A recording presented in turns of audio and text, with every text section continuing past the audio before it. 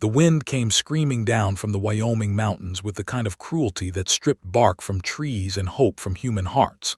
Snow lashed across the open land in fierce white sheets, burying the wagon trail, swallowing fence posts, and hammering against the small cabin where Emily Carter sat beside a fading fire, trying to ignore the hollow ache inside her stomach. Hunger had a way of changing over time. At first, it shouted. Then it begged. In the end, it simply settled in like an unwelcome shadow, cold and familiar and impossible to escape. Emily pulled her worn brown shawl tighter over her shoulders and stared into the red glow of the last embers. Her hands rested in her lap, thin now, too thin, though they still carried the steadiness that had once made people trust her with their lives. Back in St. Louis, those hands had stitched wounds, cooled fevers, delivered babies, and held the frightened fingers of men who thought they were dying. People used to call for Nurse Carter in the middle of the night with relief in their voices, because when Emily arrived, she brought order to panic. She brought calm. She brought a chance. That was before disgrace followed her like a curse. Her eyes drifted to the folded newspaper clipping tucked beneath a cracked teacup on the table. She did not need to read it again. She knew every word by heart. A wealthy railroad merchant's wife had died after surgery, and grief had demanded someone to blame. The doctors protected one another. The hospital board protected its reputation. And Emily, a nurse from a poor farming family with no father left living and no husband to defend her, became the simplest sacrifice. They called her careless. They called her incompetent. They said she had failed to follow instructions, though she knew in her bones that the woman had been too weak to survive long before the operation began.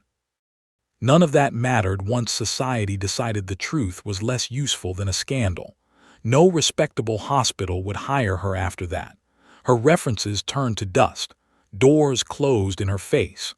Friends grew suddenly busy when they saw her in the street. So she had taken the last of her money and boarded a westbound train, then a wagon, then walked farther than she had ever imagined until she found this abandoned trapper's cabin on the edge of a lonely stretch of high country. She had told herself she only needed time. A season, maybe two. Enough to think, enough to survive, but winter had come down hard and early. Now her supplies were nearly gone. The small sack of flour had emptied 4 days ago. The beans were gone before that. She had boiled the last of her dried roots yesterday and forced herself to swallow them even though they tasted like wet bark. Her snares had caught nothing for over a week. Even the few turnips she had stored beneath the floorboards had frozen solid. The cabin creaked under another blast of wind. Emily stood slowly, her knees stiff with cold and weakness. At 29, she felt old in a way that had nothing to do with years. She crossed to the window and rubbed away frost with the side of her hand. Outside, the world had become a blur of white and gray. The trees bent under the storm. The narrow path to her linta had vanished beneath drifting snow. She should have brought in more firewood yesterday. She had known that. But yesterday, hunger had made her dizzy, and the cold had settled so deep in her bones that even walking felt like work fit for a stronger woman. Now the wood pile by the hearth was down to 3 split logs and a handful of twigs. She closed her eyes for one long moment, then reached for her coat. It was an oversized thing of rough wool she had bought cheap from a trader in autumn. The sleeves hung past her wrists, and one pocket had torn clean through, but it was warmer than anything else she owned. She wrapped a strip of cloth around her neck, shoved her feet into worn boots, and opened the door. The storm hit her like a slap. Snow swirled instantly into the cabin, and the wind stole her breath before she could draw it fully. Emily leaned her shoulder into the force of it and stepped outside, pulling the door shut behind her. Every movement felt heavy. Her boots sank deep. The snow had drifted nearly to her knees near the cabin wall, and she had to brace herself against the logs to keep from being thrown sideways. She made it around to the wood stack beneath the roof overhang and began gathering what remained. Her fingers, even through gloves, went numb almost at once. She stacked 2 pieces under one arm, then another, then paused as a strange sound broke through the storm. A horse. Not the soft sound of a horse standing safe in a stable. not the steady snort of an animal at rest. This was sharp and frightened, a desperate whinny carried on the wind. Emily straightened too quickly, and black spots flashed across her vision. She blinked them away and turned toward the sound. For a few seconds, she saw nothing but driving snow. Then the wind shifted, and the storm opened just enough for the shape to appear. A horse stood near the half-buried fence line about 30 yards from the cabin, dark against the white world. Its head was low, reins dragging. Something large slumped across the saddle. Emily dropped the firewood without thinking. Her body moved before her mind caught up. She stumbled through the snow, one hand shielding her face, the other outstretched as if that could somehow steady the world around her. The horse danced weakly when she approached, too tired to bolt, too distressed to stand still. It was a powerful chestnut gelding, well-bred, with a fine leather saddle dusted white and silver hardware half hidden under ice, and draped across its neck and shoulders was a man. "Easy," Emily whispered hoarsely, more to herself than the horse. "Easy now." She took the dangling reins and moved closer. The man was half-conscious at best, his body folded wrong, one arm hanging limp. Snow had crusted in his dark hair and on the broad shoulders of his coat. There was blood on him, too much blood. It had soaked through the right side of his coat and frozen there in a terrible dark stain. Emily's nurse's training swept through her in one fierce, immediate wave, stronger than hunger, stronger than fear. She reached up and touched his throat. Pulse. Weak, but there. "Sir," she called, her voice nearly lost in the wind. "Can you hear me?" His eyes did not open. His lips moved slightly, but whatever sound he made vanished into the storm. Emily forced herself to think. He was alive, he was bleeding, he was freezing. If she left him out here, he would be dead within minutes, maybe less. If she tried to help him, she might fail anyway. She might use the last of her strength on a man who would die on her floor and leave her weaker than before, weaker and closer to her own end. The thought lasted no more than a heartbeat. She had been stripped of her name, her work, her place in the world, but she was still a healer, and healers did not stand over the dying and walk away. "Forgive me," she murmured, though she was not sure whether she spoke to him or to God. It took every ounce of strength she had just to get him upright enough to keep from sliding off the horse completely. He was tall, heavily built, the kind of man made by open land and hard labor, all solid muscle and weight. Emily tried pulling him down and nearly fell beneath him. No, not that way. If he hit the ground wrong, she would never lift him again. Her gaze flicked to the cabin through the swirling snow, too far to carry. So she did the only thing she could. She turned the horse toward the cabin and led it slowly, one hand on the reins, the other braced against the man's leg to keep him from toppling. The gelding stumbled more than once. Emily nearly went down twice herself. By the time they reached the door, her lungs burned and her legs trembled so violently she thought they might simply give out. Getting him inside was worse.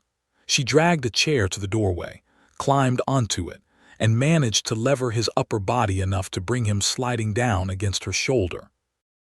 The full weight of him nearly crushed her. She gasped, staggered backward, and somehow got both of them through the door before they collapsed together in a heap on the cabin floor. For several seconds, Emily could only lie there, pinned partly beneath him, her breath coming in ragged bursts. Then the cold on his coat jolted her back to herself. She shoved at his shoulder until she could wriggle free, then kicked the door shut with the heel of her boot. The horse. She nearly forgot the horse. Swearing softly under her breath, she ran back into the storm long enough to pull the gelding into the lean-to and loosen the saddle strap. It would have to do. She had no strength for more. When she returned inside, the man was still where he had fallen, his breathing shallow and uneven. Emily dropped to her knees beside him and pushed his coat open with shaking hands. Beneath the frozen wool, his shirt was soaked through. The wound was high on his right side just below the shoulder. Gunshot, she saw it at once. The entry was small, ugly, and still bleeding slowly. No exit wound that she could find. A bullet still inside then. Her mouth went dry. She looked around the cabin at the poverty of her supplies, half a bottle of whiskey, a sewing needle. Clean strips of torn linen she had been saving for herself in case sickness came, a small knife, a kettle, some dried willow bark, no proper medicines, no real instruments, no help. The man stirred with a harsh groan, his lashes fluttering. Emily leaned close. "Stay with me," she whispered. "I need you to stay with me." What? His eyes opened then, gray and unfocused, and for one strange second they fixed on her face as if she were the last clear thing in a ruined world. "Cora," he muttered. Then his eyes rolled back and his body went limp. Emily drew in a breath that shook all the way through her. She rose, fed the last of the small wood into the fire, and watched the flame catch with hungry orange light. Then she turned back to the wounded stranger lying on her floor. Outside, the storm raged harder. Inside, Emily Carter rolled up her sleeves and prepared to fight death one more time. By the time the fire burned hot enough to throw real heat across the room, Emily Carter had already cut away the wounded man's coat, shirt, and undershirt, and laid them in a wet heap by the door. Blood stained her hands to the wrists. Some of it was old and half frozen, some of it was fresh. That worried her most. The bullet had entered high on the right side, just below the shoulder and a little toward the chest. Not a clean place, too close to the lung, too close to too many things a body could not spare. Emily pressed folded cloth against the wound and watched the slow seep of blood darken through the linen, not pumping. Thank God for that. She moved quickly, forcing her mind into the calm order she had used 100 times before in crowded hospital rooms and dim back rooms in homes where frightened families waited outside the door praying she would save someone they loved. Warmth first, bleeding second, infection after, breathing always.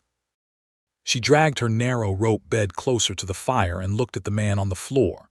Getting him onto it alone would have been impossible if fear had not lent her a little more strength. She looped a blanket under his shoulders and another under his hips and pulled inch by inch, gasping through the effort, until his body finally rolled onto the bed with a heavy thud that shook the frame. The sound would have been almost comical in another life. Here, it only made her back scream. He did not wake. Emily pulled 2 blankets over him and tucked hot stones wrapped in cloth at his sides. Then she knelt again to inspect the wound properly. His face had more color now that the snow was melting off him. He was perhaps 35, maybe a little older, with a strong brow, dark lashes, and the kind of jaw that looked as though it had forgotten how to bend for softer things. A hard life had been written into him, but not an ugly one. His hands were large, sun-marked, and rough with work. No merchant's hands, no city man, a rancher most likely, or a foreman, someone used to horses, weather, and command. On his left hand was no wedding ring. Emily hated that she noticed. She reached for the whiskey, poured some into a basin with boiled water, and began cleaning the blood away. He flinched even in unconsciousness. His chest rose sharply once, then again. She watched carefully for any sign that the lung had collapsed. His breathing was shallow but steady enough. Painful but not drowning. Another mercy. The trouble lay deeper. If the bullet remained inside him, it would rot the wound from within. Fever would follow, then infection, then death. Emily sat back on her heels and stared at the small knife heating near the fire, the sewing needle beside it, the narrow forceps she had once carried in her medical bag, now long gone, sold months ago for food and lamp oil. She had done difficult things before, hard things, bloody things. But always with proper light, proper tools, and usually a doctor nearby, even when she had been the steadier of the two. Here there was only her. The man gave a rough, broken groan and turned his head weakly on the pillow. Emily leaned close. "Can you hear me?" His eyes opened halfway. Fever had not found him yet, but pain had. She saw it at once. It lived in the tight pull of his mouth and the confused effort in his gaze. "You've been shot," she said, keeping her voice low and even. "The bullet may still be inside. I need to find it." He stared at her as if her words had to cross miles before reaching him. Then he tried to move and hissed sharply through his teeth. "No," Emily said firmly, pressing him back with one hand. "Do not try to rise." For 1 second his eyes sharpened, truly sharpened. He looked at her, then around the room, then back again. "Where?" he rasped. "My cabin. You collapsed near it in the storm." His gaze flicked toward the door, toward the window, toward the rifle hanging by the hearth. Then back to her again, with a suspicion that might have been almost insulting if she had not understood it so well. "You are safe," she said. He closed his eyes briefly, perhaps because he believed her, perhaps because he lacked the strength not to. "Horse." "In the lean-to." A faint nod. Emily picked up the cloth and cleaned more blood from the wound. He jerked and grabbed her wrist with startling strength. The pressure shocked her, so did the heat of his hand. "Listen to me," she said, meeting his gaze head-on. "I can leave the bullet in and you die slower, or I can try to take it out and you may still die, but at least you have a chance. Those are the choices." For a long moment he said nothing. She wondered if he would fight her, if she would have to wait until he lost consciousness again. Then his grip loosened little by little. "Do it," he whispered. Emily nodded once. "Bite this." She folded a strip of cloth and put it between his teeth.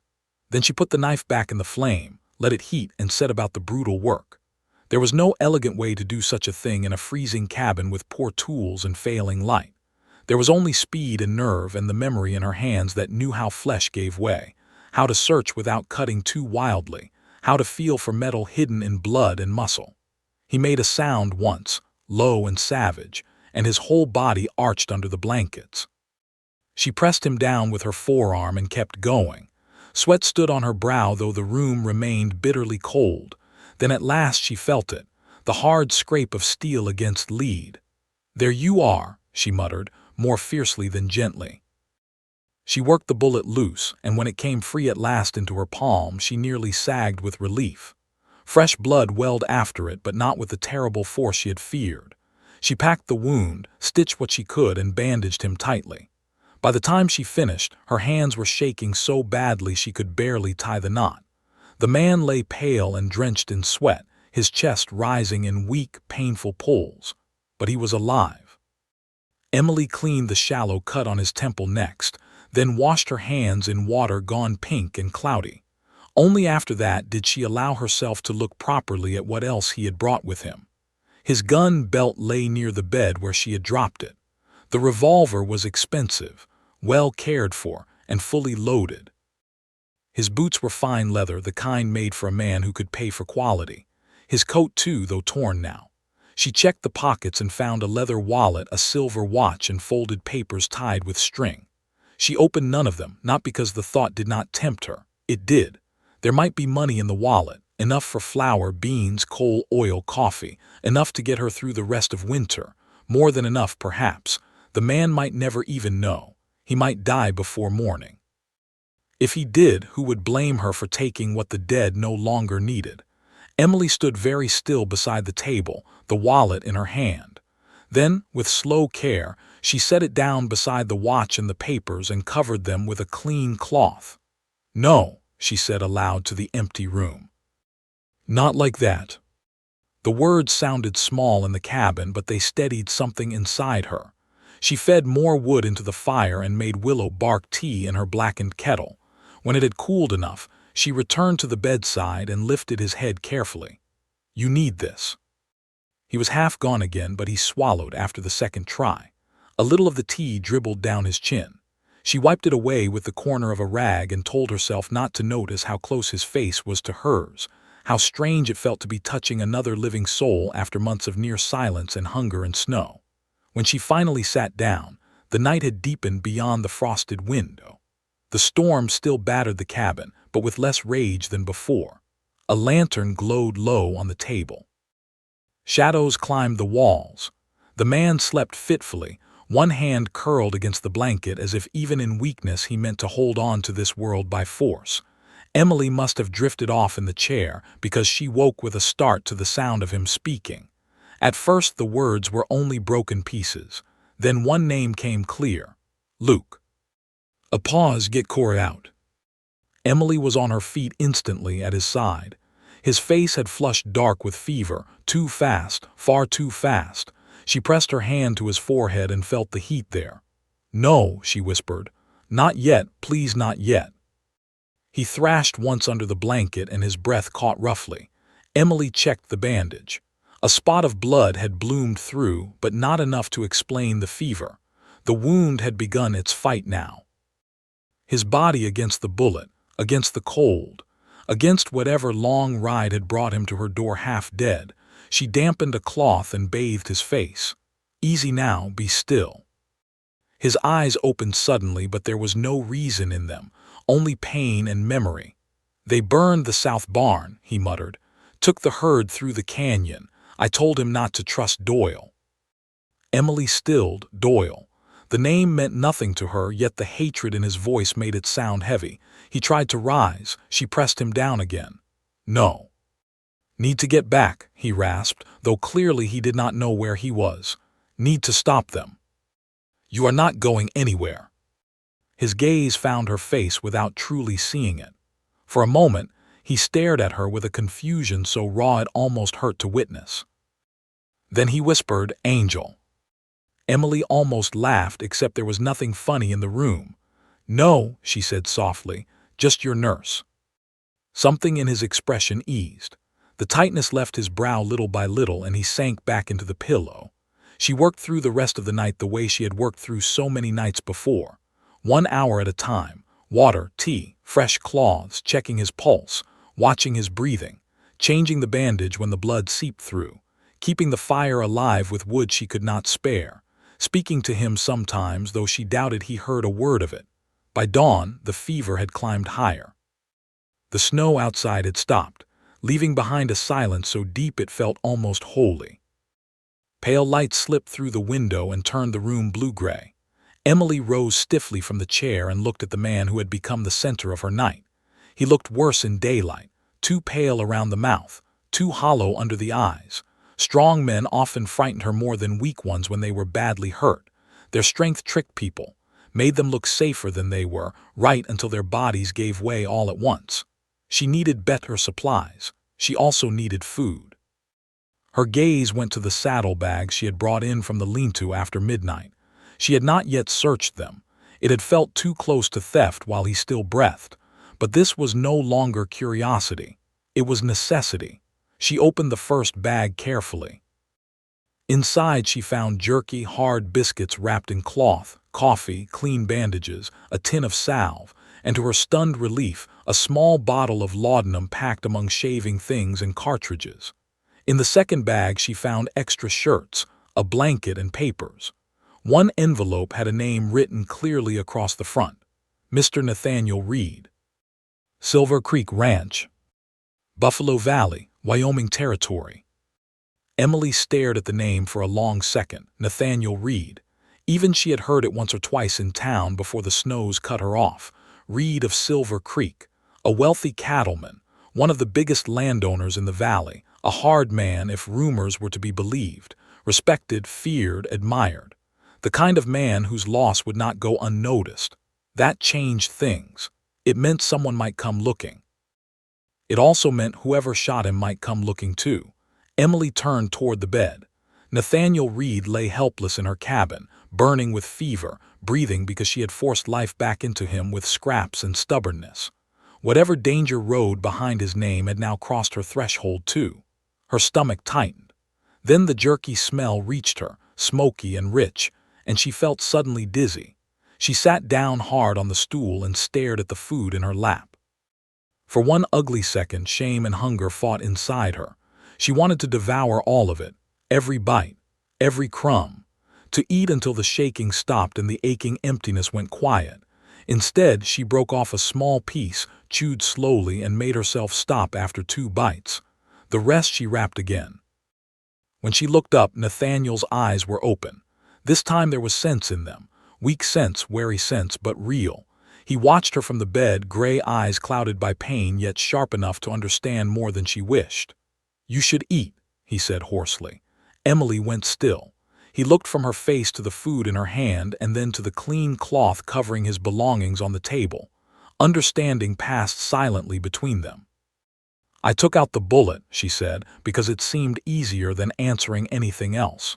You've got a fever. If it worsens, you may not last the week. Nathaniel Reed studied her a moment longer. Then, with effort, he spoke again. Still should eat. Emily swallowed. Outside, the world lay white and silent after the storm. Inside, by the weak fire of a poor woman's cabin, two strangers looked at one another across blood, hunger, and the first fragile thread of trust. Emily did not answer him at once. She sat with the strip of jerky in her fingers and looked at Nathaniel Reed as if he were one more wound she had not yet decided how to treat. Morning light fell across his face, showing clearly what fever and blood loss had done to him. He looked harder in daylight than he had in the half-dark. More dangerous, too. Even laid flat on a rough bed with a bandage across his chest and weakness in every breath, he still carried something steady and commanding about him, the sort of presence that filled a room whether a man meant it to or not. But there was no mockery in his face now. No pride either. Only blunt honesty. Emily set the jerky aside. "You need the strength more than I do." His mouth moved slightly, not quite a smile and not quite approval. "Judging by the look of you, I doubt that." She stiffened before she could stop herself. Nathaniel noticed. The fever had not stolen that much from him. "I meant no insult," he said after a moment, voice rough with pain. "Only truth." Emily rose and crossed to the kettle, more to hide her expression than from any need to move. She poured water into a tin cup and took it back to him. "Small sips," she said. He obeyed without argument, though it clearly cost him to lift his head. That alone told her how badly hurt he was. Strong men like him were rarely good patients. They fought weakness as if it were a personal enemy. Yet he submitted to her hand at his back and drank as she instructed. When he was done, she checked the bandage again. The fever had not broken, but the bleeding seemed slower. That at least was something. "You found the bullet?" he asked.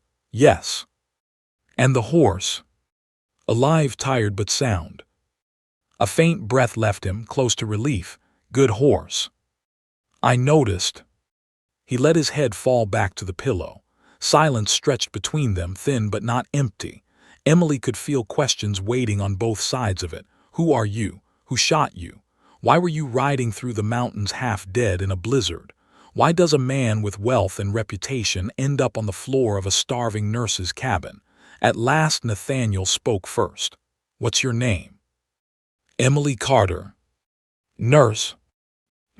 The single word held no surprise, only certainty. She hesitated, then nodded. "Once." Nathaniel's eyes moved over the room.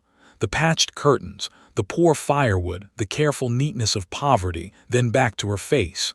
"Still are." The word struck somewhere deeper than she wanted. Emily turned away under the excuse of taking up the basin and emptying the dirty water into a bucket. "You should rest," she said. "Can't afford much of that." "You can't afford not to." His jaw tightened, and for the first time she saw the temper beneath the weakness. "You don't understand." "Then explain it." He studied her for a long second, as if deciding whether she had earned the truth. Then the fight went out of him a little. "Men tried to kill me." "That much I guessed." A shadow passed across his face. "They'll try again if they find me." Emily's hand stilled on the basin. The cabin suddenly seemed smaller, the walls thinner, the silence outside less peaceful. "Who?" she asked quietly. Nathaniel drew in a careful breath that clearly hurt. "Harvey Quinn." The name meant nothing to Emily. She shook her head. "He owns the ranch east of mine," Nathaniel said, "or enough of it to call himself king of half this valley. Been buying men's land one drought at a time. When water runs thin, he lends money. When calves die and debts come due, he takes the deed. Silver Creek is the only spread he can't pressure, and it eats at him." His eyes hardened. This winter he started pressing harder. Said if I sold him spring access to the North Creek, he'd leave the smaller ranchers alone. I told him no. And he answered with a bullet. "With 3 bullets, Nathaniel said grimly. "The other 2 missed." Emily felt a chill that had nothing to do with weather. "You were alone." "Coming back from town. Thought the storm might cover me enough to slip past if they were still on the ridge. Looks like I was half right." "You should not be talking this much. You should not look like you're one missed meal from falling over." His answer came so quickly that despite everything, despite the danger, despite the fear pressing at her ribs, Emily almost laughed. It escaped as a short breath instead. Nathaniel's eyes rested on her face for a second longer. There. That's better. She looked away at once, irritated by the warmth that rose unexpectedly in her cheeks. You have a fever. That makes you foolish. Might be true. Emily tore off a small piece of jerky and held it out to him. Chew slowly. He obeyed. When he had managed half, he nodded toward the rest in her hand. Now you. I said you need it. And I said I can still count. That piece won't save me if you collapse trying to keep me alive. The bluntness of it disarmed her. He was right, of course. She hated that he was right. Emily took the other piece, chewed slowly, and felt the salt and smoke fill her mouth with such sharp relief that her eyes nearly closed. Food had never tasted so rich, or so dangerous. One bite made her body remember hunger too clearly. Nathaniel watched her but wisely said nothing more. For the rest of the morning, the work of survival drove everything else aside. Emily cleaned the wound again using the fresh bandages from his saddlebags. She found coffee and nearly wept with gratitude, though she told herself firmly that was ridiculous. She brewed it weak, saving most for later. She fed the horse, who accepted her with the patient dignity of an animal trained well and treated better. She found a small sack of oats and spoke softly to him while he ate, because after so many empty months, even the sound of her own voice talking to a horse felt like company. When she returned to the cabin, Nathaniel was awake again, watching the door. You didn't leave, he said. Emily frowned. Did you expect me to? People leave when things get hard. The quiet way he said it caught her off guard. This was no complaint. It sounded more like an old fact than a fresh wound. I had no reason to go, she said. His gaze held hers. You had plenty. She understood then that he did not only mean danger. He meant the money, the food, the horse. Everything a desperate woman alone in the mountains might take from an unconscious stranger and call it fate. Emily crossed to the table, pulled back the cloth, and set his watch, wallet, gun belt, and folded papers before him untouched. His expression changed very slightly. Not surprise exactly. Something heavier. You trusted me with your life, she said. I could do at least that much. No, Nathaniel said softly. I didn't trust you, not then.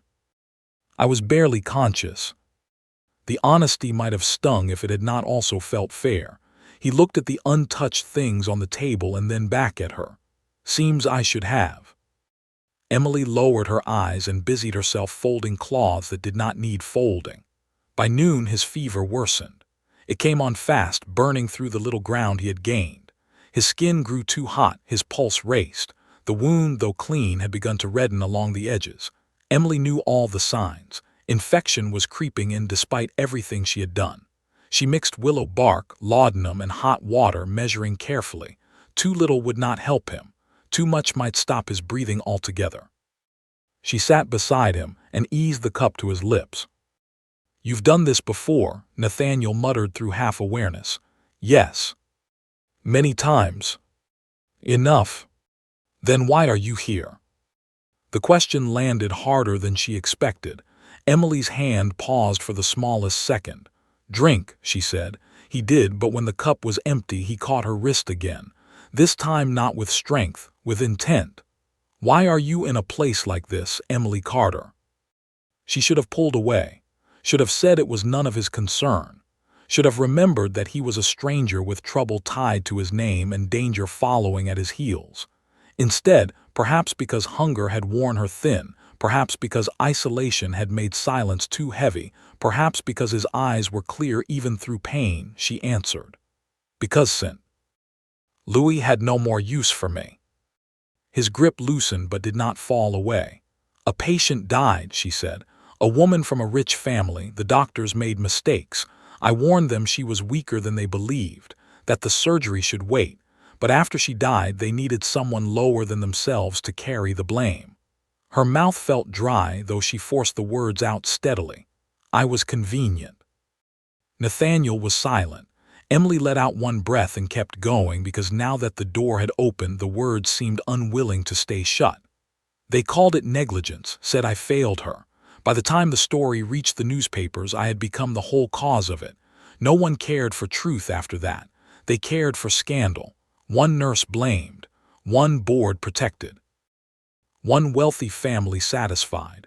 She looked down at their joined hands and gently freed her wrist. So I came west, far enough that no one knew my name. Nathaniel's gaze never left her face. And do you believe it? Believe what? That you failed her. Emily turned away sharply and rose to her feet, carrying the empty cup to the table, though it needed no carrying. It doesn't matter what I believe. It matters. She shook her head. The world decided otherwise.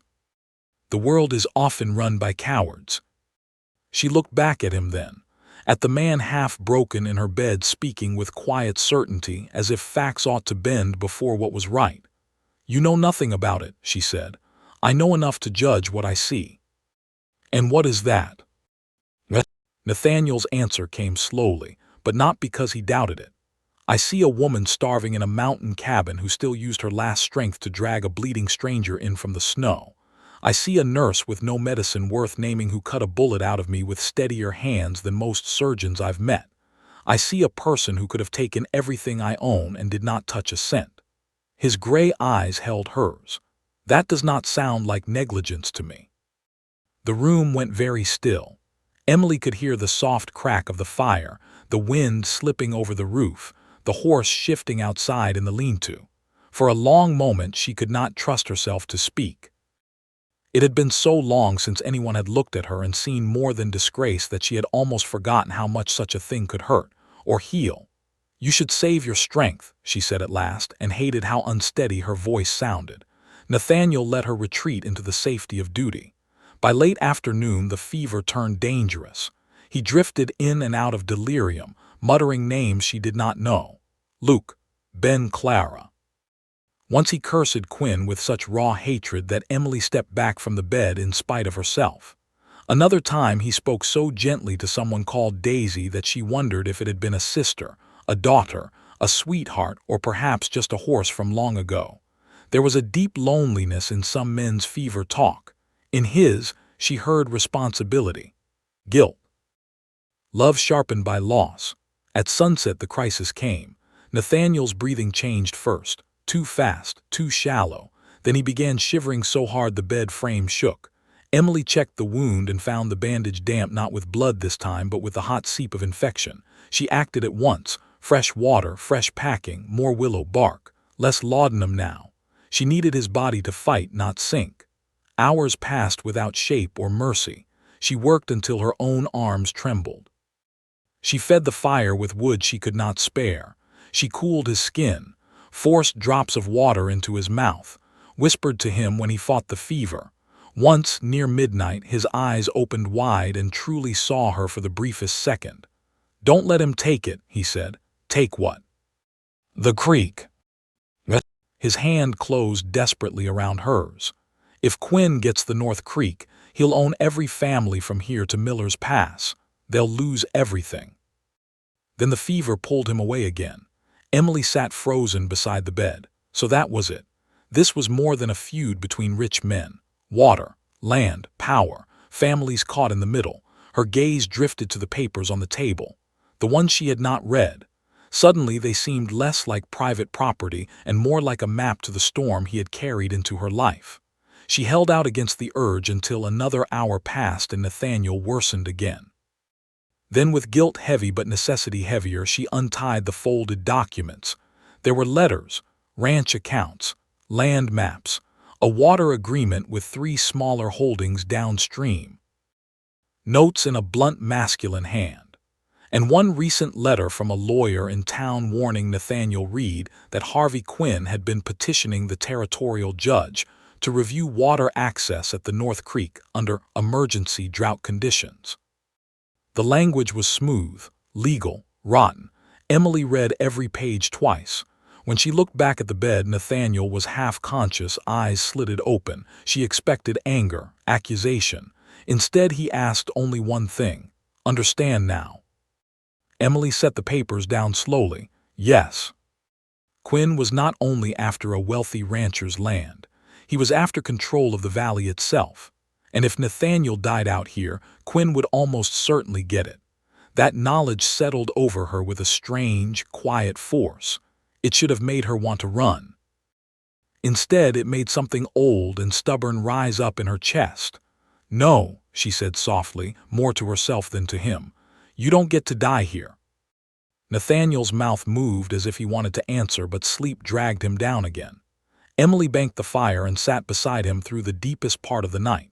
She read the papers once more, studied the map, counted the food, counted the bandages, counted the chances they had left, which were too few. When dawn finally touched the frosted glass, pale and cold, she made her decision. If the fever broke, she would get him to Silver Creek Ranch. If it did not, she would still try. She was no longer only saving one wounded cowboy in a snowstorm. Now she was standing between a greedy man and every family whose future depended on Nathaniel Reed living long enough to go home. Dawn came gray and hard over the mountains, throwing a cold light across the cabin and the man fighting for his life inside it. Emily had not slept. She had passed the final dark hours moving between the bed, the fire, and the small table where Nathaniel's papers lay spread beside the map of the valley. By morning she knew the names of the smaller ranchers downstream, knew which creek branch fed which pasture, knew how carefully Nathaniel had divided water even in drought so no family under his agreement would lose everything at once. Harvey Quinn had not only wanted land, he had wanted power over thirst. Emily looked at Nathaniel where he lay half-turned toward the fire. His breathing had steadied a little, though each inhale still seemed to cost him. The fever had not broken fully, but it no longer burned quite so wildly. That alone gave her something she had not allowed herself all night: hope. She went to the bedside and laid 2 fingers against his neck, pulse still too quick, but stronger. She touched his forehead next, hot but not blazing. When she slipped one arm beneath his shoulders to help him drink, his eyes opened. This time he knew her at once. "You stayed," he murmured. Emily almost smiled despite the ache in her body. "You sound surprised every time." Nathaniel's mouth twitched faintly. "Bad habit, expecting less than people are worth. You should work on that." "I might." She tipped the cup toward him. "Drink first, improve yourself later." He obeyed in slow swallows. When he was done, he looked past her toward the table where the papers still lay open. "You read them?" It was not a question. Emily held his gaze. "I did." "Angry?" "I should ask that of you. Those were private." Nathaniel looked at her for a long second, then let out a quiet breath that might have been almost a laugh if he had more strength. "If a woman cuts a bullet out of my chest, keeps me alive through fever, and then reads a few land papers while trying to decide how not to let me die, I suppose I can forgive the breach." Emily lowered her eyes briefly, relieved more than she wished to show. "Good. What do you think of Quinn now?" She set the cup aside. "I think he is the kind of man who smiles while taking bread from a child's mouth if it helps him buy another pasture." Nathaniel's gray eyes sharpened with approval. "That's about the size of him." Silence rested between them for a moment. Then Emily said the thing she had decided before dawn. "If you're strong enough to ride by tomorrow, I'll help you get back to Silver Creek." Nathaniel stared at her. "You can barely stand yourself," he said at last. "That is not the point." "It's exactly the point." Emily folded her arms. "If you stay here too long, fever may take you anyway. If Quinn's men are still searching, this cabin becomes a grave for both of us. Your ranch needs to know you're alive. The families tied to that creek need to know it too." "You read everything?" "Yes." His gaze stayed on her face, searching it in that quiet, unnerving way of his. "You understood more than the papers?" Emily did not answer, because yes, she had. She had understood that this man carried too many people on his shoulders to die alone in snow. She had understood that whatever the world once said about her, she had not crossed mountains and disgrace and hunger merely to hide forever. And she had understood, though she did not want to name it yet, that somewhere between dragging him through the storm and sitting beside his fever all night, His life had begun to matter to her in a way that felt dangerous. "You should have left me in the snow," Nathaniel said quietly. The words struck her like a slap. Emily turned on him at once. "Do not say that to me again." His brow shifted, surprised by the force in her voice. "I have buried enough people in my mind," she said, the words rising before she could stop them. "Enough faces, enough names, enough moments where I asked myself what more I could have done, what faster choice, what wiser hand, what better judgment might have changed the ending. So no, Nathaniel Reed, do not lie there in my bed and tell me I should have let you die." The room went very still. Nathaniel said nothing for several breaths. Then very gently, "Emily." But she had turned away already, crossing to the hearth and kneeling to add wood, though the fire did not yet need tending. Her hands shook. She hated that. Hated how easily the old grief could split open. Hated more that he had seen it. After a while she felt rather than heard him shift behind her. "I'm sorry," he said. She kept her back to him. "You do not know what for." For speaking like a fool. His voice was rough but steady, and for touching a wound I can see was never allowed to heal. Emily shut her eyes. No one in St. Louis had apologized, not the doctors, not the board, not the families that whispered as she passed, not even the few friends who disappeared when her name became inconvenient. Yet here was a wounded cowboy in her bed apologizing for pain he had not caused. Slowly she turned. Nathaniel looked spent from saying so much, but his face held no pride now, only truth. Emily drew in a breath and let it out. "Rest, save your strength. We leave tomorrow if you are able." "You always order me about this way." "When necessary." His mouth twitched again. "Then I must be in sorry condition." "You are." For the first time since dawn, the heaviness in the room eased. That afternoon the weather cleared enough for Emily to go outside and study the trail. The storm had laid down fresh snow over everything, but tracks remained in places where the wind had not buried them fully. The chestnut gelding had recovered some strength and pushed his nose into her shoulder when she checked his hooves. She rubbed his neck and found comfort in the living warmth of him. "You're loyal," she murmured. "That makes two of us now, I suppose." The horse huffed softly. In the distance she could see the long white backs of the hills and the dark line of trees where the trail dipped toward the valley. Beautiful land, dangerous land, the kind that could make people hard because softness alone did not survive here. When she went back inside, Nathaniel was trying to sit upright without help. Emily crossed the room in 3 quick steps. "What are you doing?" "Testing whether I'm dead weight tomorrow." "You are definitely dead weight today." He grunted as she pushed pillows behind him anyway. "I've been called worse." "I'm sure you have." Once he was settled, she unwrapped the bandage and inspected the wound. The redness remained, but it had not spread. A small mercy. She cleaned it with warm water and salve while he endured it in tight silence. After a minute he said, "There's jerky in the right saddlebag pocket, not the main compartment. Better cut."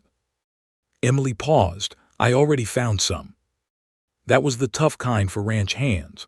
The good stuff in the small side pocket. She looked up. "You were saving hidden food while watching me ration the rest." One learns useful things when listening quietly. Despite herself, she let out a short laugh. "You are impossible." "So I've been told." That evening they ate a little more than they had before. The hidden jerky was softer, richer. Nathaniel managed 2 small pieces and coffee. Emily made herself take nearly as much. Strength returned slowly, like a thaw under deep ice, but she could feel the difference already. Her hands were steadier, her thoughts less clouded. They spoke more too, not because either one meant to, but because silence no longer felt like the safest place. Nathaniel told her about Silver Creek Ranch, how his father had built the first small cabin there before dying young, leaving the land to a son barely grown. How Nathaniel had spent 15 years turning rough acres into a spread big enough to employ dozens through winter and help smaller neighbors hold on during drought. How the North Creek mattered not just because of his own cattle, but because 3 other ranches and 2 homesteads depended on agreements signed in good faith. He spoke of water the way some men spoke of blood, as lifeblood, as duty. Why not marry? Emily asked before she could stop herself. Nathaniel looked at her over the rim of his cup. That sounds almost like curiosity. It sounds like conversation. His gaze lingered on her face long enough to make warmth rise to her cheeks again. Then he said quietly, "There was a woman once, years ago. We were young. She died of fever before we could build much of anything." He looked down at the cup in his hands. After that there was always work, then responsibility, then too much of both. Emily felt an unexpected ache at the calm way he said it. "I'm sorry," she said. He nodded once. Her name was Clara. So that had been the name from the fever. Emily turned a strip of cloth between her fingers. "I'm glad you remembered her kindly." Nathaniel's eyes lifted. "I think kindness is the only way the dead should be remembered." Something in those words settled deep in her. He asked about her too, but more carefully now. Not the scandal, not the pain, smaller things. Where had she grown up? Ohio, mostly. Did she always know she wanted to nurse? Since she was 15 and saw a traveling nurse save her father's hand after a mill accident. Had she ever meant to marry? Once perhaps, long ago, before work and family and then disgrace consumed the years. With each answer, something quiet and human grew between them.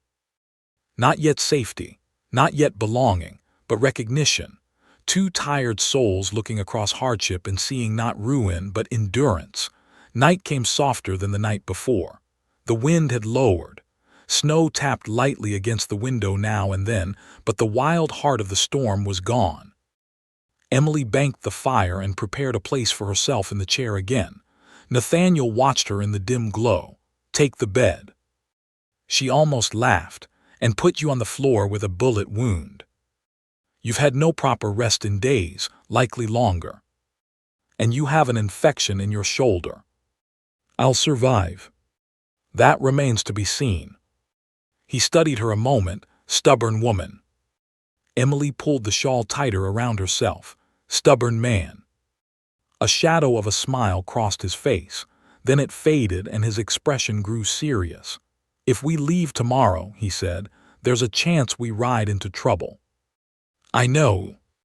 Quinn may still have men on the trails." "I know that too." "You could stay behind." Emily looked at him steadily across the firelight. "No." "Because you think I'll die without you." "Yes." He held her gaze. "And if I don't?" The question was quiet, simple on the surface, not simple underneath. Emily's fingers tightened on the shawl fringe. "Then you still need someone to see you safely home." Nathaniel's voice dropped. "And after that?" She looked away first. The answer frightened her because it existed at all. After that, what? He would return to his world of land and men and obligations. She would be the disgraced nurse from the mountain cabin who had happened to save him. Gratitude made people say many warm things in moments of danger. It did not always survive daylight and distance. "I haven't thought that far," she said, though they both knew it was not true. Nathaniel did not press. Later, when the lantern had burned low and the cabin was quiet except for the fire, Emily must have drifted into a light sleep. She woke to movement and found Nathaniel trying once more to rise. This time she was at his side before he could swing his legs fully over the bed. For mercy's sake. He had one hand braced on the bedpost, face white with effort. Needed to know. "Know what?" "If I could stand beside you tomorrow." The words hit her with such force that for a second she forgot to be angry. Emily slipped an arm around his waist before he could fall. He was warm and solid, even weakened, the weight of him leaning into her as if his body trusted hers though his pride protested it. Together, very slowly, they got him upright.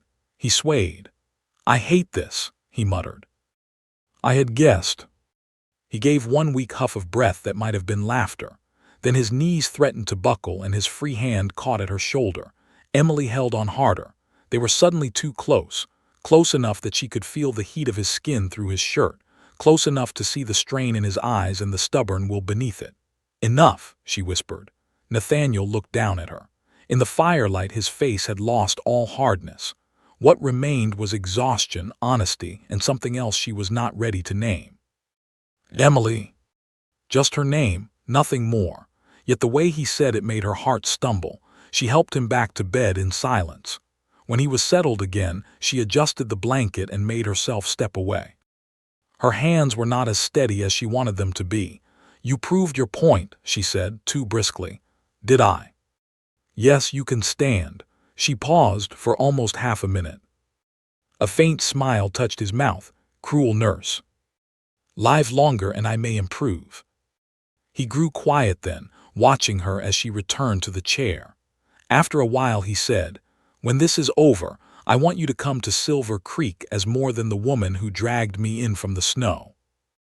Emily looked up. Nathaniel's eyes did not leave hers. "I need a real nurse there. The valley does, but that's not the only reason." Her breath caught.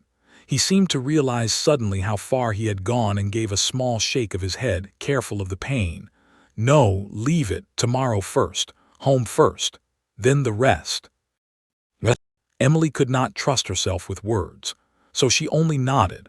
Outside, the snow fell soft and clean over the trail they would take at dawn. Inside, beside the dying fire, Emily Carter sat awake far longer than she meant to, listening to Nathaniel Reed breathe and feeling the shape of her life begin, almost against her will, to shift. They left at first light. The sky over the mountains held that pale, silver-blue color that came only after a hard storm, when the world looked scrubbed clean and dangerous all at once. Snow covered everything in a smooth white sheet that hid ruts, stones, and trouble beneath beauty. Emily stood outside the cabin with her shawl wrapped tight and watched Nathaniel settle into the saddle with grim determination and more pain than he wished to show. "You should still be on the horse at a walk, not pretending you are made of iron," she said. Nathaniel adjusted his grip on the reins. "I am not pretending. I am made of very tired iron." Despite herself, Emily smiled. She mounted her own old mare, then checked the rifle strapped behind her saddle. Nathaniel had insisted she carry it. She had protested that one armed man and one half-starved nurse did not become an army simply by owning 2 guns, but he had only said that trouble cared nothing for fairness. The chestnut gelding snorted steam into the morning cold. Emily looked back once at the little cabin. The place that had hidden her shame nearly buried her and then changed everything. For months it had been the whole of her world. Now it looked small, lonely, like something she had already begun to outgrow. "Ready?" Nathaniel asked. No, she thought, but she said, "Go on." The first hours were brutal. The trail down from the high cabin twisted through narrow pines and over drifts crusted with ice. Emily rode close enough to catch Nathaniel if he swayed too far. Twice he did. Once, at a steep bend above a rocky drop, she reached out and caught his arm just as his body listed in the saddle. "I am fine," he said through clenched teeth. "You are a liar." Also true. Even wounded, he watched the land like a man reading a page others could not understand. He pointed out ridge lines where riders might hide, draws where snow stayed soft, and a lower crossing they should avoid because it would leave clear tracks. Emily followed his directions without question. She trusted his knowledge now the way he trusted her hands. By midday the mountains opened enough to reveal the valley beyond. Emily drew in a quiet breath. It was beautiful, wide and winter bright, with dark fences cutting through the snow and distant ranch buildings lying low against the land.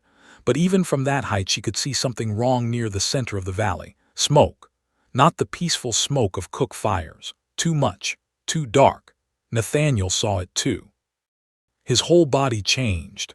"Silver Creek," he said. The words came out flat and hard, fear without room for panic.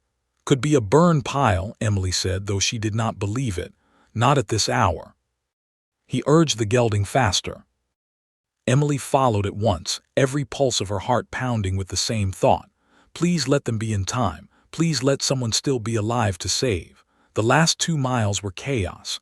They heard shouting before they reached the outer pasture, then gunfire sharp in the cold air. When they cleared the stand of pines near the lower creek, the whole picture opened before them. Men on horseback near the North Water Gate. 2 wagons angled across the path. smoke pouring from the hay shed. Ranch hands taking cover behind stone troughs and fence posts, and at the center of it all, a tall man with silver at his temples, shouting orders from a black horse. Nathaniel's jaw set like stone. "Quinn." Emily had no time to answer. A rider spotted them and turned, yelling, "Reed's alive." Everything shifted at once. Heads turned, guns lifted. Men who had believed Nathaniel Reed either dead or dying in a ravine now stared at him as if they had seen a ghost ride out of the snow. Nathaniel drew his revolver. The movement nearly made him black out. Emily saw it in the brief white flash of his face. But then his back straightened and his voice cut across the yard like a whip. "Drop your weapons." For one strange heartbeat, half the men actually hesitated. That was all the opening Silver Creek's defenders needed. A broad-shouldered foreman Emily guessed must be Luke Rose from behind a trough and fired, knocking one of Quinn's hired men clean out of the saddle. Another ranch hand rushed the water gate and shoved it closed before the nearest attacker could reach it. Then the shooting truly started. Emily had seen blood and panic before, but not like this. Not outdoors under the open sky with horses screaming, smoke in her lungs, and bullets splitting fence rails near her head. Nathaniel fired twice from the saddle and hit one man's shoulder. Then his arm faltered. Emily raised the rifle and shot at the ground near two riders moving toward the creek. The sound alone made one horse rear and throw its rider into the snow. "Inside line," someone shouted. "Protect the gate. Quinn's heading for the pump house." That last cry snapped everything into place for Emily. Quinn did not need to kill every man on the ranch. He needed only to seize the waterworks and make it look done. Once he controlled the gate and the pump line, he could force terms on the valley before the law even untangled the truth. Nathaniel saw it too. He turned his horse toward the pump house, but pain bent him forward in the saddle. Emily spurred ahead of him. The black horse carrying Harvey Quinn was already cutting across the yard. He was older than she expected, lean and cold-faced, with the kind of eyes that treated other people like obstacles or tools. Two men rode with him. One raised a rifle toward her. Before he could fire, a shotgun blast boomed from the porch of the main house. The rider toppled sideways. Emily glanced up and saw a young woman standing there with a shotgun braced steady against her shoulder. Dark hair, fierce eyes. Nathaniel's sister, she guessed at once. "Get to the gate," the woman shouted. Emily reached the pump house first, sliding from the mare before she had fully stopped. The second rider came at her from the side. She swung the rifle like a club, pure instinct and desperation, and the wooden stock cracked against his arm. He cursed and grabbed for her. Before he could drag her down, Nathaniel's revolver fired. The man dropped into the snow. Then Nathaniel was there, half falling from the saddle as much as dismounting, one hand clamped against his bandaged side. "You should have stayed back," Emily gasped. "So should you." Harvey Quinn reined in just beyond the gate, fury twisting his face. "You should be dead, Reed." Nathaniel stood straighter by force of will alone, disappointed. Quinn's gaze slid to Emily, taking in the rifle in her hands, the blood on her skirt from Nathaniel's wound, the fact that she stood at his side instead of behind him. "So this is the woman," he said, "the one who kept you alive." Emily felt Nathaniel go colder beside her.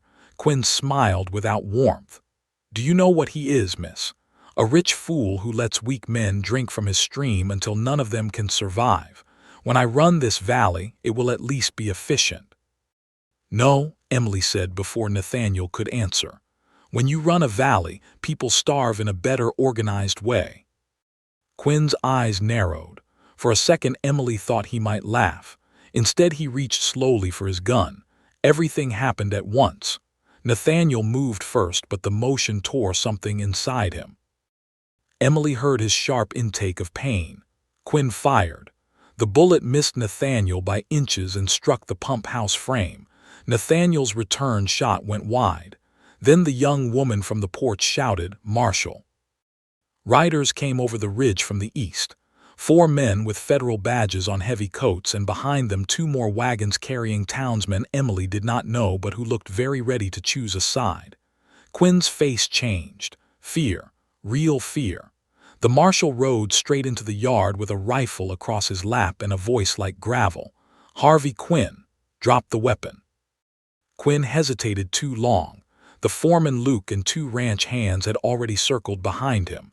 One yanked him from the saddle. Another kicked his gun into the snow. Around the yard, Quinn's hired men began throwing down their weapons one by one as the balance broke fully against them. The shooting stopped. All at once the silence after it sounded enormous. Nathaniel swayed beside Emily. She turned just in time to catch him. "Nathaniel." "I'm all right." "You are not." Blood had seeped through his bandage again.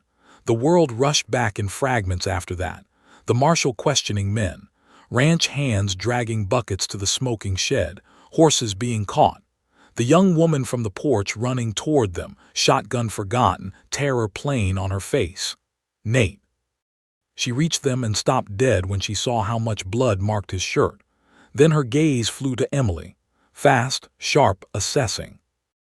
"This is Emily Carter," Nathaniel said before anyone asked. "She saved my life." The young woman looked at Emily for only half a second more before stepping in to help support her brother. "Then she's family already. I'm Abigail Reed." Emily barely had time to feel the words before duty took over again. "Get him inside," she said. "Now, and boil water. I need clean cloth, whiskey if you have it, and every lamp in the house lit." People moved. That more than anything told Emily who Nathaniel Reed was in this place. Men listened when his name was attached to an order. Women hurried without question, not from fear, from loyalty. Inside the main house, the kitchen table became her operating space. Again. Only this time she had proper water, brighter light, real bandages, and hands ready to help. Abigail stood beside her without flinching. "You've done this before," Emily said, seeing how calmly she held the basin. "On calves, cowboys, and once on Nate after he thought he could outfight a branding iron at 15. Despite the fear gripping her, Emily let out a small breath of laughter. Was he always stubborn? "Since birth." Nathaniel, pale on the table, muttered, "I can hear you both." "Good," Emily said. "Stay awake then." The wound had not reopened as badly as she feared, but the ride and the gunfight had torn fresh bleeding under the stitches. She cleaned it, repacked it, and stitched again while Nathaniel endured in grim silence broken only by an occasional breath forced hard through his teeth. When it was over, he looked at her with exhausted clarity. "Still here," he murmured. Emily brushed damp hair back from his forehead before she could stop herself. "Yes." His eyes softened. "Good." He slept after that, real sleep, the kind that comes after the body decides finally to keep living. Only then did Emily allow herself to feel how tired she was. Abigail led her into the sitting room and pressed hot coffee into her hands. Up close, Nathaniel's sister looked younger than she first had on the porch. Perhaps 24, strong face, quick eyes. The sort of woman who had learned to stand her ground because life had not offered much choice. Abigail sat across from her and studied her openly. "He talked about you in fever." Emily nearly dropped the cup. "I beg your pardon." "Mostly commands and creek maps and threats against Quinn," Abigail said. "But your name too." Heat rose up Emily's neck. Abigail's expression gentled. "I have not seen my brother trust easily since Clara died. I surely have not seen him let anyone close when he is hurt." She looked toward the kitchen where Nathaniel slept. Whatever happened in that cabin mattered. Emily stared into the coffee. "I only did what I knew how to do." Abigail smiled a little. "Sometimes that is exactly what changes everything." The days that followed moved like a tide coming in. The marshal took statements. Harvey Quinn was arrested along with the men who had ridden with him. The ranch hands put out the last of the fire and repaired the gate. Word spread through the valley that Nathaniel Reed lived and that Quinn's attempt to seize Silver Creek had failed. Two of the smaller ranchers named in the water agreement came personally to thank Emily, though she had never seen them before. One old woman kissed both her cheeks and called her a blessing sent down in snow. Emily did not know what to do with such kindness. At Silver Creek, she was given a room with a feather bed so soft it felt almost sinful after months in the cabin. She was fed until color returned to her face. She slept one whole afternoon and woke in tears from the shock of safety. And every day she tended Nathaniel. His fever faded. His wound began at last to close properly. Strength returned to him in slow, uneven pieces. With each day he grew more himself, more watchful, more quietly commanding, more impossible. On the 5th evening after the attack, Emily found him standing by the window in the parlor, one hand braced on the frame, looking out at the creek below the house. Moonlight silvered the water. "You should be in bed," she said. Nathaniel turned. "You begin every conversation that way. Because you insist on earning it." He smiled then, tired but real. Emily crossed the room and touched his bandaged side lightly. "Any pain?" "Some dizziness." "Only when a stubborn nurse looks at me too sternly." She gave him the look he deserved. It did not help. His smile deepened, then it faded. "Emily." He said her name with that same quiet weight as in the cabin, and suddenly the room felt smaller than it was. "I owe you more than I can ever repay." She shook her head at once. "No." "Yes." "No," she said again more firmly. "Do not reduce this to debt. I did not save you for payment." Nathaniel looked at her for a long moment. "I know." The answer came so softly that her breath caught. He took one careful step closer. "That is why it matters." Emily could hear the creak outside, the fire behind them, her own heart. "I was buried alive before I met you," she said before she could lose courage. "Maybe not in the ground, but in every way that counts. In shame, in hunger, in the belief that whatever good was in me had already been weighed and found wanting." Her voice trembled once, then steadied. "Then I found you in the snow, and for the first time in a very long while I remembered who I was." Nathaniel's face changed with every word she spoke, growing more open, more tender, more dangerous to her peace. "You were always that woman," he said. "I only had the good fortune to be the fool bleeding at your door when you remembered it." A laugh escaped her then, shaky and wet all at once. Nathaniel reached up slowly, giving her time to step back if she wished. He touched her cheek with the backs of his fingers. The gentleness of it undid her more than any grand declaration could have. "I meant what I said in the cabin," he murmured. "I need a nurse here. The valley needs one. But that is not the truth I've been trying not to speak." Emily did not move. "What truth is that?" she whispered. His gray eyes held hers as steady as the mountains. "That somewhere between the blizzard and now you became my peace." He swallowed once. "My first thought waking, my last thought sleeping, the person I look for each time a door opens." His thumb brushed lightly beneath her eye. "And if there is any mercy in this world, Emily Carter, I would like the chance to become that for you too." Tears stung before she could stop them. "You barely know me," she whispered, though there was no force left in the protest. Nathaniel's mouth softened. "I know your courage, your hands, your stubbornness, your kindness. I know what you do when no one is watching.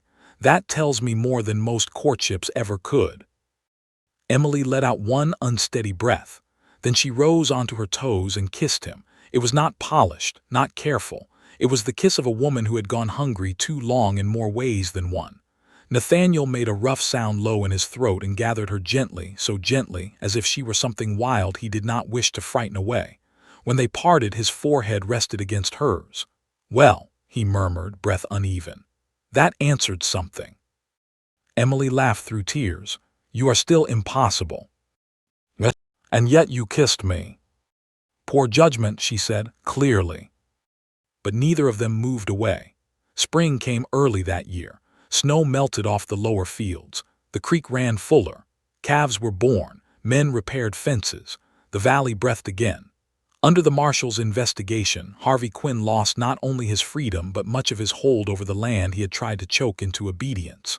The water agreements Nathaniel had fought to protect were upheld, And for the first time in years, the smaller ranchers felt safe enough to plan beyond the next month. Emily stayed at Silver Creek first because Nathaniel still needed watching. Then because Abigail asked her to help a ranch hand's wife through a dangerous childbirth. Then because a boy from Miller's Pass came down with a lung fever and would have died without daily care. Then because a ranch was no longer just cattle and land to her. It was people. People who knocked on the back door asking for Miss Carter with hope in their faces. One afternoon, as she finished bandaging a little girl's arm in the kitchen, Abigail leaned against the doorway and smiled. "You know you are not leaving now, don't you?" Emily looked up. "Was that ever decided for me?" "No." Abigail's smile warmed. "I think you decided it yourself the moment you started putting order into our medicine shelves and correcting Nate's diet." Emily glanced toward the yard, where Nathaniel stood talking with two ranchers by the paddock fence. Even at a distance she knew the shape of him now, the set of his shoulders, the way he tilted his head when listening, the rare but real smiles he saved for things that mattered or for her. That evening he found her by the creek at sunset where the water caught gold and copper from the sky. "There's an old bunkhouse on the east side," he said without preamble, "close enough to the main house for safety, separate enough for privacy. Good light, strong walls." He paused. "It could be made into a proper clinic." Emily turned to him slowly. Nathaniel went on more quietly now. "Not charity, not gratitude, a place that is yours, work that is yours, a beginning that no one can take from you." He reached into his coat and drew out folded papers. "The deed, if you want it, in your name." Emily stared at him. A building, a clinic, her own place to heal, not borrowed, not tolerated, not hidden. "Why?" she asked, though she knew. Nathaniel stepped closer. "Because I love you." The words were simple, steady. No performance in them, no flourish, just truth. Emily's eyes burned. No one had chosen her with full knowledge of her scars before. No one had looked at the worst chapters of her life and still said, "Mine, stay, build with me." "I love you too," she whispered. Something in his face broke open then, relief and joy and wonder all at once. He pulled her into his arms, careful still of his healing side, and kissed her beneath the wide western sky while the creek ran bright beside them like a promise kept. They were married in early summer, not in a grand church, not in a city parlor, but in a meadow above the creek with the whole valley gathered round. Abigail stood at Emily's side.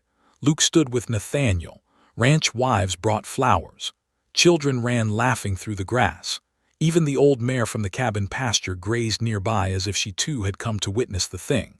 Emily wore a simple dress Abigail had sewn with her own hands. Nathaniel looked at her as if the whole world had narrowed to one woman walking toward him through sunlight. When the preacher asked if he would take Emily Carter as his wife, Nathaniel's answer came low and fierce. "With all I am." And when Emily answered in turn, she did so with a steady voice and a full heart. Because this time she was not stepping into a life built on fear or obligation or the approval of others. She was stepping into love, into purpose, into a home she had earned not by silence but by courage. The clinic opened before autumn. Families came from every direction. Some brought coins, some eggs, some sacks of flour or bolts of cloth in place of money. Emily took what they could give and never turned away anyone who had nothing. She trained Abigail and two local girls in bandaging, fever care, and childbirth. Nathaniel built shelves with his own hands and complained every time Emily worked too late, though she noticed he always lit the lantern first. Years later, people in the valley still told the story. How a starving nurse living alone in a mountain cabin had found a wealthy cowboy bleeding into the snow. How she had pulled him back from death with almost nothing. How he had brought her home. How together they had protected the creek, the ranches, and the families that depended on both. But the people who knew them best understood the truth more clearly. Emily had not been rescued by Nathaniel Reed. Nathaniel Reed had not been rescued only by Emily. They had saved one another, from loneliness, from grief, from the lies other people had written over their lives. And on quiet evenings, when the clinic lamps glowed warm and the sun went down in copper bands across the valley, Emily would sit beside Nathaniel on the porch of their house and listen to the creek that had once nearly cost him everything. Now it watered a valley kept alive by fairness instead of greed. Nathaniel would take her hand, rough palm over steady fingers, and sometimes he would smile that rare smile meant only for her. "Funny thing," he said once as they watched their children run through the yard below. "I thought that storm was the end of me." Emily leaned against his shoulder. It was the beginning. And it was. The beginning of a love born in hunger and snow. The beginning of healing after disgrace. The beginning of a life so full that even the hardest winter could not cast a shadow over it again. If this story touched your heart, share where you are listening from, leave your thoughts in the comments, and follow for more emotional Wild West love stories.